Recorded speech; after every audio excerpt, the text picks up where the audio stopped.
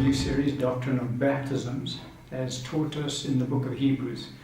These are the foundation doctrines that are listed for us in that passage of Scripture. We can open up the passage in Hebrews chapter 5, verse 12 to 14, and then moving across to Hebrews chapter 6, verses 1 and 2.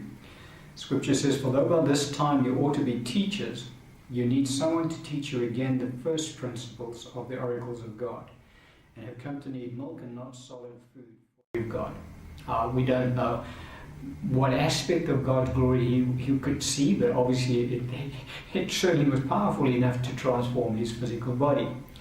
But we are also beholding the glory of God. Look at it. He says, beholding as in a mirror the glory of the Lord. So just as Moses, when he was up on that mountain for 80 days, he went up for 2 sets of 40. He goes up for 40 days, comes down, breaks the commandment tablets because he loses it, because the Jews have sinned. And he has rivers flowing out from the believer now blesses those around them. But a fountain blesses the individual. And so every Christian has the Holy Spirit residing on the inside of them, a fountain of living water, that we should never thirst. I'm talking spiritually now. Why? Because we have this eternal fountain within us all the time. And we have been immersed into Christ. And so that's what the first baptism is all about.